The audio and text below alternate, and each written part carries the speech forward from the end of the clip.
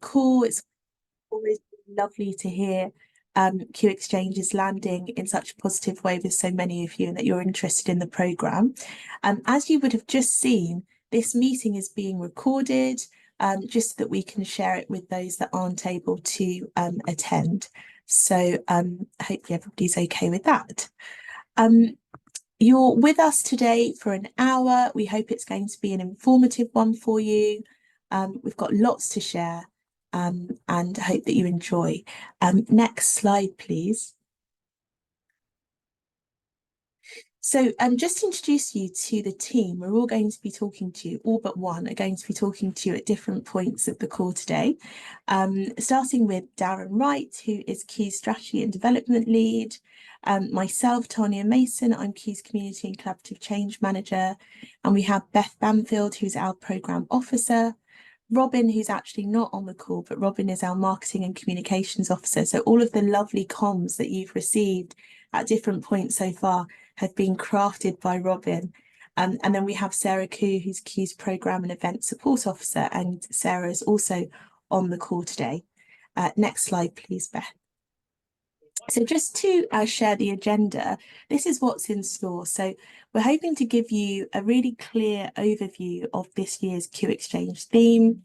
We're then going to talk you through the application process. We'll have some hints and tips on how to write a good funding bid. We have some key resources for you that will hopefully also support you in writing your funding bid. And we will have some time for a Q&A towards the end of the call. So please don't worry. If you aren't able to stay towards the end of the call for the Q&A and you wanted to pop some questions in the chat, you're very welcome, and we'll do our best to answer them as we go.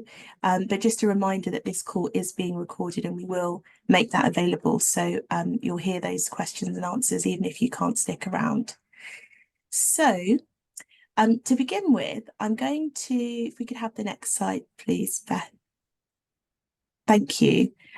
So just to talk through the timeline for Q Exchange 6, this is also available on the website, so some of you may be very, very familiar with it. I'm going to start off by saying that the deadline to join Q and become a Q member in order to project lead a Q Exchange project has now passed. Excuse me. That doesn't mean that you can't still be involved in Q Exchange. There are lots of other ways that you can get involved. You can still be on a project team, even if you aren't yet a Q member. You can also comment on ideas that are on the website, and you can also assess ideas. So please do stick around, even if you were hoping to project lead, because we'd still love to use your amazing expertise in some way. And for those that have just joined the call, hello, you're very welcome. If you could just make sure that you are muted, that would be much appreciated. Thank you. So just starting with the 6th of February. So the ideas stage has opened. It opened on the 6th of February and it is running until the 27th of February. And that is the time for you to pop your ideas onto the website. Beth and Sarah are going to talk in detail about the application process very shortly, so I'll keep this very light. So we have an ideas stage to begin with. And then we move into a final proposal stage, which is when you convert your idea into the final proposal to be assessed. We'll be moving into shortlisting and assessing. So that whole part of the process will begin in the spring, so taking place mostly throughout May. And we announce who the projects are that have been shortlisted, and they will be able to campaign essentially for Q member votes. That will take place in June, and we are hoping to let everybody know who the 20 successful projects will be funding will be in July. So in a nutshell, that is the process. It is a lengthy one, but lots of exciting things happen along the way. Next slide, please, Beth. So I'm going to pass you over now to Beth and Sarah, and you'll hear a bit more about the application process in detail. Hi everyone, and thank you for that lovely introduction, Tanya. The application process, we're going to take you through how to do it and where to find everything that you need. As Tanya's already said, you do need to be a Q member to lead a project. We hope you've had a little chance to have a look at the QXchange pages, but if you haven't, this is what they look like. This isn't live, but this is how it looks on our website. And you go to the Get Involved drop down, you hover over that, and it should give you the list. And you can see QXchange there on the left. You can read about the theme and take a look at the pages without being logged in. But if you'd like to post an ID, then you do need to log in. And you can see that here. It's on the top right to log in to the page. If you've forgotten your password, don't worry. When you go to the login, there is a link there that says lost your password, and you should be able to reset it through to your email. If you think your email has changed, like you've changed roles or you've moved from an old NHS email to a new one, and you can't log in and you're really struggling, just drop us a line at q@health.org.uk and we can update that for you. If you haven't got your login, then you're not able to do that, but we can do it in the back end for you. Super. So, QXchange, you get onto the lovely home page and you can see here we've got have you got a great idea for 40k, and it's got a bit of an overview of that section, and it's got links back to the blogs that have been written all about the theme and why we chose it. And further down you'll see some lovely blue buttons. We've got how it works, add an idea, and browse all ideas. So the How It Works section takes you to the guidance, which has got all the information that you need, including how to add your idea step by step. So don't worry, you don't need to have this video open all the time to do your application. But it also says, tells you what kind of projects will be considered and who the project should benefit. It's also got information of how your project will be assessed by our shortlisting panels and what they're looking for, which is really helpful to help you really develop your idea and make sure that you're being nice and clear in what you're proposing, so that they can read it and really get the full amount from your application. The button next to it, add your idea. This shows when you're logged in. Otherwise it says browse ideas and it's not there. Or it takes you to a page that says please log in. So once you're logged in, you can click on this button and it will take you to different sections to publish your idea. So it's basically a form on the system. And to get your idea out in this first stage, all you need to do is to complete the sections that say required to publish at this stage. So your idea doesn't have to be fully formed. It can be quite bare bones as you develop it with the people you're working with. You just need to make sure you've got a few bits, including your title and what you're aiming to do. Try to get your ideas into short key sentences. Tanya's going to talk about this a bit more later on about how to write a really effective application. But we do say nice key short sentences are really good. And try and leave out as much jargon and acronyms as you can. So it's accessible to the really diverse audience of the community. We've got quality improvers from all over the place, and they might have a different acronym for what you're using, or they might not understand it. And that means that people tend to tune out when they're reading your idea. At this stage as well, you can create loads of different ideas and get input on them from the community, see what is landing really well with everybody. But you can only submit one final proposal.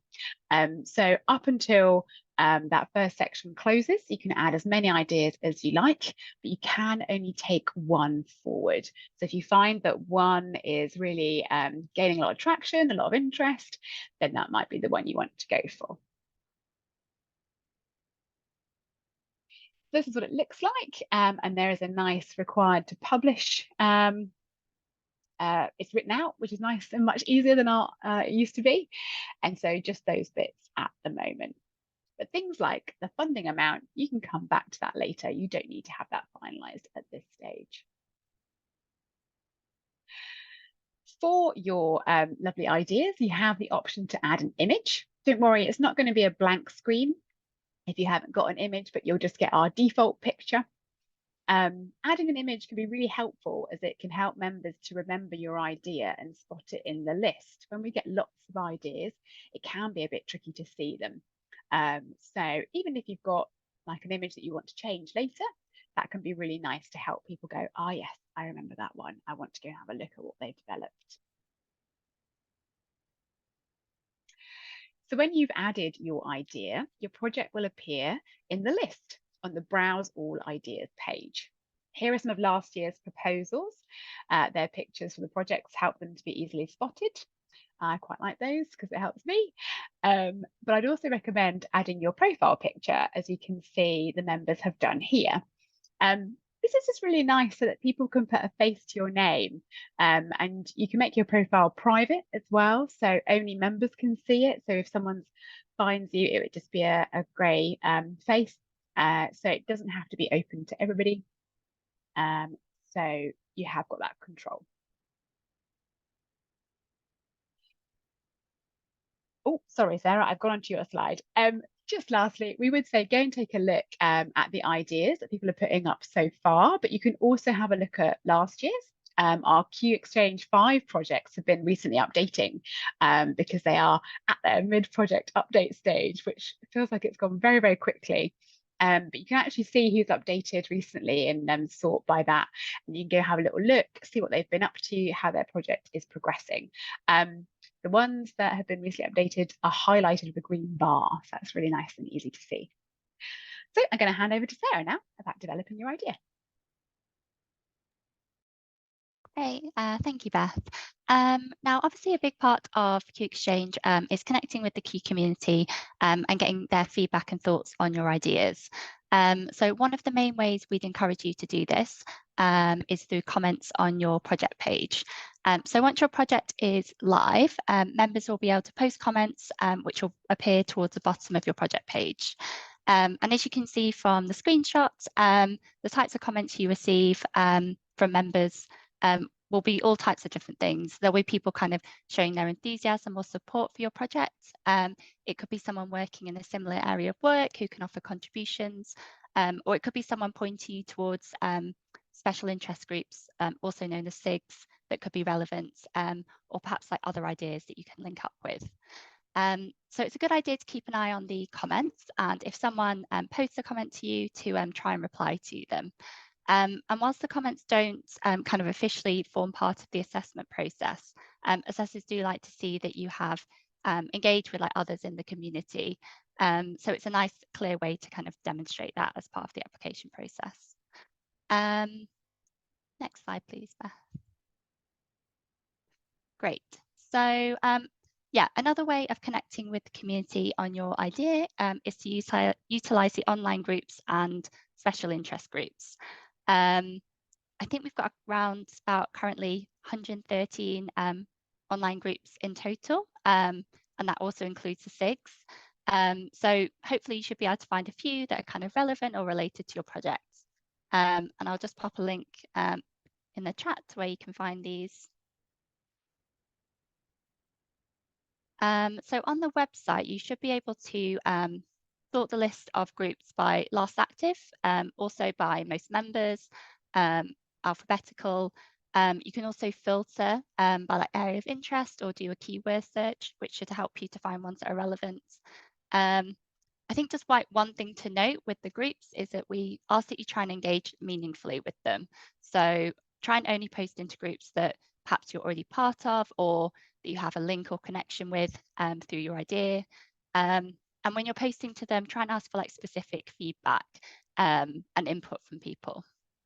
However, yeah, do have a look through the groups, and if you find any that look interesting or related, you can join or request to join.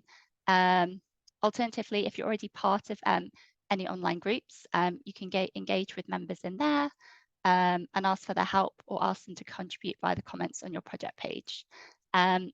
We also have a really helpful video that one of our Q community conveners, Joriam, who some of you might know, created for us last year on just how to kind of most helpfully kind of engage with the groups and SIGs. So I'll pop that in the chat for you to have a look at as well. But yeah, either way, developing your project idea with the Q community is a really key part of the process. So yeah, we really encourage you to engage with comments and the groups where you can. Next slide, please, Beth. Thank you. So Yeah, Tanya has already touched on these kind of timelines and deadlines, but I'll just go back to them again briefly. So just a reminder that you have until Tuesday, the 27th of February to publish your idea on the website. So your idea doesn't need to be fully formed, as Beth mentioned. You can still be developing at this stage. And then between Tuesday, the 27th of February and Wednesday, the 20th of March, you have the opportunity to refine your idea, gain input from the community, and then to submit your final proposal. So the deadline for submitting final proposals is around midday on Wednesday, the 20th of March. And just a reminder, if you upload an idea, you don't have to convert this into proposal, but you do need to have an idea uploaded in order to convert it into a final proposal for the 20th of March deadline. And also, as Beth mentioned, you can upload multiple ideas, but yeah, only have one final proposal. So yeah, I think that's it from me. I think I'm now going to pass over to Darren, who will take us through the next section. Excellent. Thank you, Sarah. I'm going to talk about what the theme that we're focusing on this year, but one thing I would add to just sort of follow on from what Sarah said there, you might be tempted to put your ideas in at the last minute on the 27th of February just to be able to qualify for getting a proposal in there. I would suggest try and get your idea in as soon as possible, because the Q community are looking at the ideas now. And while there's fewer there, your idea is likely to get noticed and people will remember it when it gets to the voting stage. And you need to have one eye on that. So get your idea in as just a rough sort of sketch of an idea, and you can get that sort of engagement started, and it will pay you dividends later on in the process. But to talk more specifically about the theme this year, we've loosely called it improving across system boundaries. With our themes, we try to be as permissive as possible because we recognise that there aren't just neat boxes that people's ideas fit into. But we do want to try and make sure that the funding that we award to people is relevant to the priorities of the health and care system at the moment. And we know across the 5 nations that we support, the challenges around integration and working between organisations is very, very current, specifically with the agenda around integrated care systems in England. But obviously, there's a lot of work that has already happened in Scotland, Northern Ireland, Wales and Ireland around integration. It's a very, very current challenge. So we want to support ideas that span organisations and try and apply improvement across different contexts. So we've got some quite specific examples that we put down there around reducing waits sustainably and equitably. We're very conscious that some of the challenges around waits that exist in systems at the moment is the handover from one organisation to another. So if we can get improvement that spans those organisations, we should be able to create a sustainable solution to waits. Equally, we want to try and work on increasing productivity. We know productivity is a massive challenge across the health and care system, and productivity is about the interaction between different parts of systems, different organisations. So we're really interested in ideas that focus on interfaces. So the interface between primary care and secondary care, the interface between primary care and community care, how organisations work together and how they bring improvement to bear and trying to find solutions is really, really important for us. And some of that is around culture and capabilities within organisations. We know that particularly within system contexts at the moment, people are trying to bring different improvement methods in different organisations together. So we're really interested to see in how you sort of approach that challenge. And we've got something there which is around embedding improvement in management systems. One of the growing interests across all of the systems that we work with at the moment is quality management systems and how they can be applied to organisations. So if you have ideas around that and practical approaches for embedding quality management and quality assurance, they would be really, really good ideas that we're interested in. Obviously, the nature of what we're talking about here means there is going to be collaboration between different organisations. And I'd advise you, when you put your ideas together and move those into proposals, if you are just representing one organisation with an aspiration to bring somebody in at a later date, that's going to be a less compelling idea. What we'd really like to see is if you can bring organisations together at a relatively early stage and have representation in those, because that will show how you intend to work across boundaries. We do recognise that it's difficult to bring those teams together relatively soon, but it's really useful if you use this opportunity with both the ideas and the proposal stage to get other parts of the Q community interested in trying to bring them together. I think one fundamental thing in trying to shape how you relate to this theme is really being able to articulate what the problem is that your system and your organisation are trying to deal with at the moment. And I think that's really important because other parts of the community and other people with ideas will understand if they share the same problem. And that's how you can build a sort of collaborative force around trying to solve your problem, create your idea, move that into a project stage. What I would say is, from previous years, we know when we've got this stage, to this stage, there's a lot of interest from people in asking, well, would you fund my specific project? And I think it's useful in terms of the Q Exchange process to understand this isn't about us wanting to fund your project. What we will do is make sure that it does loosely comply with the sort of criteria we've put there, and we have a team of assessors that will look at that. But essentially, you're trying to persuade the community as a whole that your idea is consistent with this. So it's not like a binary, we would fund this, but we wouldn't fund this. You need to demonstrate in a way that the community will understand and will support you when it reaches that campaign stage. But we are more than happy to give you as much guidance as we can around how your ideas are developing and how they sort of are consistent with what we're talking about when we say improvement across system boundaries. That's what I'd like to say about the theme, but I do know you will have questions. Thanks, Daz. And we're going to have time for questions at the end of the session, so we'll come back to you on that then. Thank you so much. Next slide, please. Great. So I'm going to talk to you a little bit about writing your funding bid. So to start with, designing your project. So every year, Q receives a really brilliant range of proposals for the Q Exchange programme. But what's really crucial is that your project clearly aligns with the theme. So we really appreciate that some of you might already have a project idea that you've had in mind for a while. And we welcome that. We really welcome on building on existing ideas. That's important. But it is also very important that you really look at that idea and check that it's clearly linked to this year's set theme, because it can be really tempting to sometimes shoehorn ideas into a set theme, and naturally that is going to impact the likelihood of the project being awarded. So do keep that in mind, and make sure in the way that you articulate your project idea that you're showing how it aligns with the theme. Another thing to keep in mind that's really important is just making sure your project idea is feasible within the budget you're working with, and also the staff capacity that's available to you. So be realistic about the scope of your project, because it might be worth actually scaling back on an initial idea and really honing in on a particular aspect of it. For example, we see Q Exchange as being a really fantastic opportunity to experiment and try things and learn. We also recognise you'll be delivering this project alongside lots of existing day-to-day commitments. So do be realistic about the scope, because that's incredibly important. Next slide, please, Beth. So collaborating, engaging and co-designing. So as you may expect, Q is really big on collaboration. It's really important to us. It's very much at the heart of the community. And the Q community is a huge resource that is available to you. It's available to you now.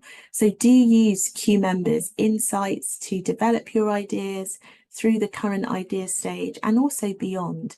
We were talking a little bit in the chat about this, but reach out, actively engage with people that are commenting on your ideas page on the website, and reach out to them directly. Arrange a call, just actively invite their expertise and collaborate, because that's going to strengthen your bid. We're also really interested in hearing about how you plan to engage with the Q community throughout the duration of your project if you're awarded. So also think about referencing that in your application too, and consult as widely as possible about your proposal, and think about how you're going to form a really kind of multidisciplinary team, which is obviously particularly important given this year's theme, as Daz has just spoken about. So think about that kind of diversity within your project team, as well as how you invite it in through the expertise of others in the community.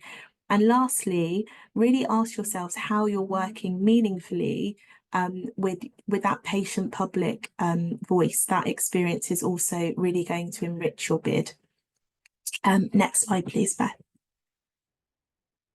So when it comes to the writing of your proposal, we appreciate that you have limited time available for bid writing, but skills in proposal writing are really crucial for any funding bid. So think about who can do this well in the available time. And it needs to be someone who can really help assessors understand your project, understand the objective, understand the need that you've identified. And that person may not be someone in a clinical leadership position within your project team. And indeed, it might not be someone who is closest to the project. So think about how you can bring in that kind of the skills in proposal writing to help articulate your brilliant idea, because assessors do struggle when a proposal's been put together in a bit of a hurry. It's not very, thoughtfully thought through. The idea is not being very clearly expressed. That does make it really hard for them to engage in your idea, and that will obviously hinder your chances of being awarded. So find someone who can really articulate that project idea as helpfully as possible. And we do have a bid writing guide that's available, and we'll be sharing that with you. Next slide, please, Beth. So budget, we've got a lovely ray of light, as I said, budget. I think the mention of money just seems to bring sunshine. So budgets really do need to be looked at very carefully to ensure that your project will be affordable. I should say that value for money is something that will be part of the assessment process. So assessors will be looking at, what you're proposing doing and the budget that you have assigned to that work. So really identify all of the costs within your budget, explain why they're reasonable, explain the benefits of what you're asking to fund. So really do spend a bit of time doing that. And lastly, something that you don't need to do, you don't need to include budget for existing staff delivery roles. So it's just anything that the award will be going towards. And lastly, just a word on evaluation. Evaluation is so important, and I can't stress that more really. So do clearly set out how you'll monitor progress against the set objectives that you will be expressing within your bid. So really thoughtfully factor in evaluation from the start, because it will help with your delivery, but it also will enhance the sustainability of your project. And potentially enable you to make a really strong case for ongoing investment with other funders as well. So spend some time thinking about the kind of evaluation that's going to enable you to really understand how your project's developed, and what the final outcome has been. And just to add, we actually have an evaluation support offer that we make available to the teams that we fund, because we want to really invest in the development of that really kind of core skill, really in being able to carry out great evaluation of work, but it also really supports project delivery too. So spend some time thinking about how you'll gather those insights, and also how you'll share any emerging learning with others in the Q community and beyond. And as I said, and I'll go on to talk about this now, we have lots of resources available to you that we hope will support that project, your project bid writing too. So there are a number of things to mention. We have the Q Exchange homepage, really is a brilliant place to start. So many of you will probably have already seen the existing application guidance that we've made available on there for this round, Q Exchange 6.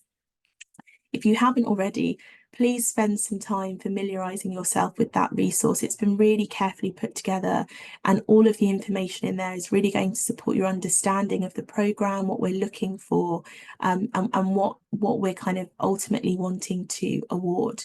You'll also find that we have a resource on how you write a Q funding bid.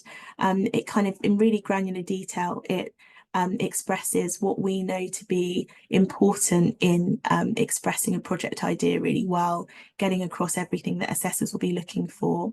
And another kind of real resource for you is actually just the projects that we've previously funded. Q Exchange launched in 2018, so this will be our 6th round now of the programme. So we have, you know, over 100 projects that we've funded. Do go and look at their project pages. You'll also find at the bottom of those project pages an area where project teams update on their delivery. So you'll be able to see, and you know, across the duration of a project, what the project team was learning, reflections that they have that might be really useful for you in this early stage of thinking about how you would go about delivering a project. So we have lots available to you. This call today is really just a starting point, but there's lots that you'll be able to kind of engage with and return to support you in this next stage. I'm now going to actually pass on to a colleague of mine, Sinead, who is going to talk to you about another resource that we think will be really, really useful. Sinead is Q's communications and marketing manager. And if you're ready, Sinead, I will pass over to you to talk about this brilliant change resource. Thanks, Tanya. I hope everyone can hear me okay. Yeah, great. Yeah, great. Thanks for changing to the slide. So I wanted to highlight some resources from Q that were launched last October that specifically look at how to engage staff well in major change. And I'm sure that they could be relevant to some of the ideas that you have or support with the projects that you're developing related to this year's Q Exchange theme.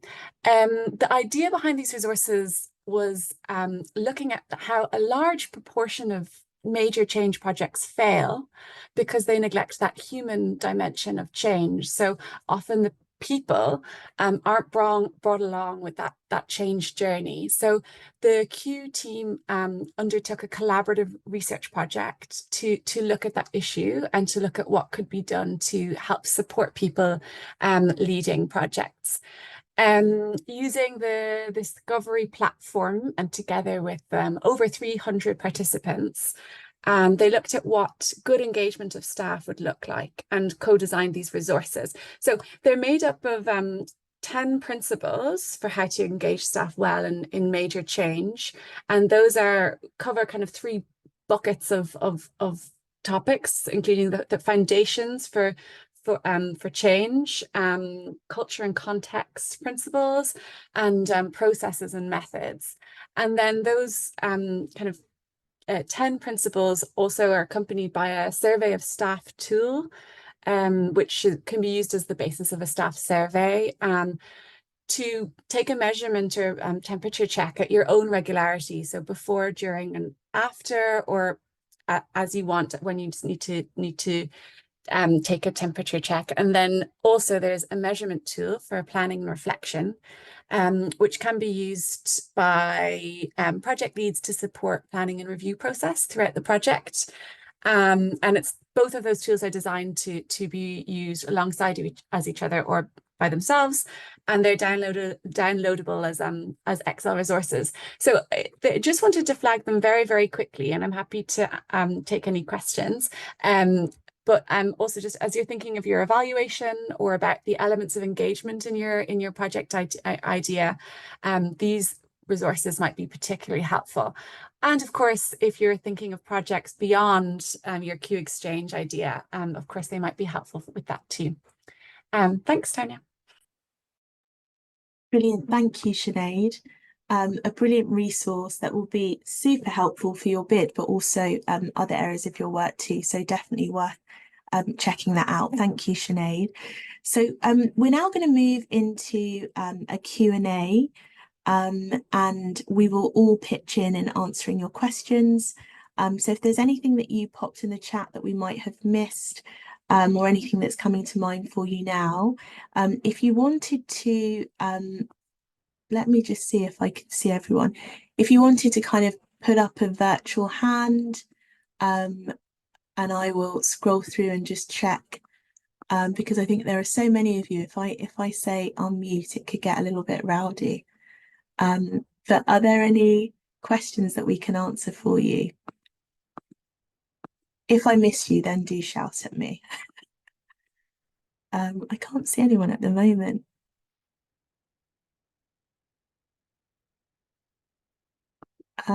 It's worth saying that I'm aware we've just kind of shared lots of information with you, and it might be when you leave the call, and you've had some time to process, that questions start coming to mind. So we will share the email address that we shared earlier on again, and you're welcome to get in touch with us and we can get back to you with anything that might come to mind. The project lead. So Sonali, the deadline to apply to become a Q member to lead a project has now passed. So that deadline closed last week, unfortunately. So just to mention again for anyone that might have joined the call a bit later, if you are not currently a Q member and you were hoping to, no worries, Sonali, if you are not currently a Q member and you were hoping to become one in order to project lead, unfortunately, we won't be able to process that application in time for you to submit an idea. That's the reason why we have the deadline. But you are still able to be involved in Q Exchange. You can still be in a project team. It just means you can't project lead. And it might be worth you looking at connecting with others in your project team who are already Q members who could project lead. And something just lastly to say on that, someone sent me a message directly. If you want to get in touch with us and you're not a Q member and there's no one in your project team that is, we can also look at potentially connecting you with a regional lead to see if there are existing Q members that might have a particular interest in your project, and we could maybe connect you up that way. You can get in touch with us via the address that went into the chat. Andrew Ward. Yeah, well, it's Andy actually, but thanks. Hi, Andy. So, my question. So I'm from the private sector, but a Q member, and I'm working with a kind of public-private consortium. We've got some great ideas about getting medicine compliance in home care settings from 50% to 98%. So it ticks a lot of Darren's boxes there. How does this work? Do I need to put me down as effectively the sponsoring members on private sector? Can the recipient organisation only be the public sector organisation, be that an NHS or other organisation? Because it's a real combination of public and private and service providers and technology providers that we're looking at applying this to. Sure, Beth, I can see you've come off mute. Do you want to answer that one? Yeah, I was going to say, Andy, so you'd want to consider where most of the funding is going to get spent, so that you don't want to have to be moving money around. That's always a good one. We do say in the guidance that we can pay any public bodies, so NHS, universities, GP surgeries, things like that, and some CICs that will have to go through extra things. Q members shouldn't ever be just a sponsor; they should be active within. Oh no, but I'll be active in it as well. But yeah, absolutely. It's almost the other point, which is I'm the one that they went, yeah, but you're the Q member, so you need to fit it in. But I wouldn't be the lead organisation, from what you're saying. I can get an NHS organisation to do it. And that's fine. Just do please consider when you're doing that, if you're going to have any struggles with the finance department of that organisation and working out how to spend money, and if that's going to hold you back in any way, do carefully think about that. We have had problems with people not being able to spend the money, but finding that it is quite challenging. Finance departments, I know, are a bit of a complex maze. Thank you. Great. Thanks for the question, Andy. I'm scrolling through. I can't see anyone with hands up, but have we got anything in the chat? Where am I scrolling down? There's one from Amy. Can charities also hold the money? And the answer is yes. Any other questions? Hi, Neil. Hi there. Hi, thanks. And leading on from Andy's questions, really good question, Andy. I work for Sirona, which is an NHS provider. It's the CIC, and we're going to be linking in with a university in our local region to do a cross-collaborative piece of work. So I was just thinking, should we be, we both have access, we're both CUTE community members, so should it be us as the NHS provider, or should it be the university being the lead? Probably a lot of the money is going to be spent by the university in terms of the piece of work we're looking at doing. So it seems more sensible from what Beth was saying then that perhaps they should be the lead, but I just wanted to clarify. Yeah. I mean, it could be either, but I would say if it sounds like the majority will sit with them, then I would go with the university. It's worth saying, do allow enough time for some of the hiccups that can come also within a particular organisation when it comes to using funds. So making sure people are fully briefed on your application and they know what's coming is really helpful. So do just kind of, you know, inform people as you're going so that they know what might be required if you are successful. But yeah, university sounds like a good shout, Neil. Thanks. Okay.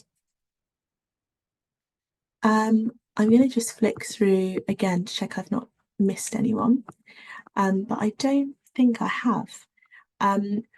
Before we let you go, we are going to, just in the name of improvement, we have just some very quick questions just to check that we, just to hear how you found this webinar so we can always be improving it. We run it every year and we really want it to be helpful. So if in the chat you could pop down a www or what went well. Is there a particular part of the call today that you have found really useful? We would love to hear if so. And also an EBI, an even better if. Is there something that you would have appreciated a bit more of, a bit less of? Was there something you were expecting to see that you didn't? Do let us know in the chat. And we will save it and read through later on. And just as people are doing that, I just wanted to thank you all for your time today. We really do hope, for those of you that already have ideas up, you know, do spend some time engaging with comments and really make use of this particular part of the process. And for those of you that are planning on getting an idea up before the deadline, please do. Wishing you all lots of luck. It's great that you've made the time to be here. We really hope it was helpful. And we're really looking forward to seeing those ideas and what might happen next for you. As Dad said, now is an opportune moment to get those ideas up. There are less ideas. I know that we as a project team are looking at ideas as they're coming in because we can. There are a smaller number of them. Hi Katie, nice to see you. Just noticed you in the chat. Lovely to see you again. We're taking the time to look through because we can at the moment. So now is a great time. Get those ideas up, make the most of the remaining time for people to be inputting their great expertise and thoughts. Yeah, lots and lots of luck. Thank you for your time. Thank you for taking the time to pop feedback in the chat too. And do reach out to us if you have any more questions. We're keen to be as supportive as we can. So yeah, wishing you lots of luck and have a lovely rest of your Monday. Thank you for making time to join. Thank you. Thank you. Take care, everyone. Thank you.